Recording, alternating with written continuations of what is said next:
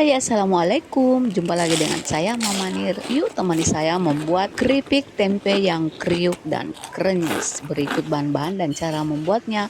Nah, sebelumnya kita iris tempe dulu, diiris setipis-tipisnya ya agar hasilnya lebih menarik dan lebih kriuk. Pertama-tama masukkan tepung beras sebanyak 4 sendok makan, dilanjut terigu sebanyak 2 sendok makan. Nah, setelah itu masukkan garam dan penyedap, dilanjut masukkan ini ya intinya kapur sirih, masukkan seujung sendok saja, kemudian diaduk hingga seluruhnya tercampur rata. Nah, setelah itu tambahkan sedikit air atau hingga secukupnya menjadi encer ya, jadi hasilnya nanti itu akan encer ya, tidak kental. Jadi adonan tepungnya ini harus encer, jangan juga terlalu encer ya, jadi disesuaikan saja seperti di video ini. Nah, ini diaduk hingga tercampur rata. Setelah tercampur rata, lanjut dipanaskan minyak. Setelah minyaknya panas, tambahkan minyak panas ke dalam adonan, lalu diaduk kembali hingga seluruhnya tercampur rata. Setelah semua tercampur rata, masukkan tempe yang akan kita goreng ke dalam tepung yang sudah kita encerkan tadi ya. Setelah itu masukkan setelah minyaknya sudah benar-benar panas. Satu lagi yang harus diperhatikan ketika menggoreng itu minyaknya harus banyak ya, jangan sedikit, agar saat menggoreng tempenya itu bisa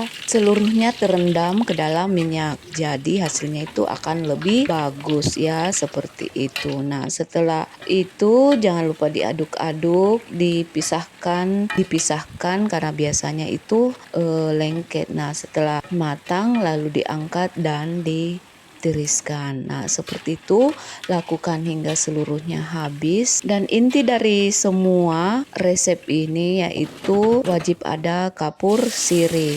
Jadi kita gunakan kapur sirih untuk membuat kremesan atau membuat tempe jadi lebih kriuk, dan gunakan sedikit saja, tidak perlu banyak ya, seujung sendok saja itu hasilnya juga sudah bisa menghasilkan tempe yang kriuk, dan pesannya juga bisa lebih banyak karena adonannya encer. Resep adonan seperti ini bisa juga digunakan di gorengan lainnya seperti menggoreng pisang atau menggoreng ubi jalar atau menggoreng sukun yang masih agak muda atau mengkal ya. Itu semua bisa menggunakan resep ini ketika akan membuat gorengan. Semuanya cocok ya, dan saya sudah gunakan resep ini dan itu hasilnya bagus. Dan ini hasilnya, yuk kita dengarkan bersama.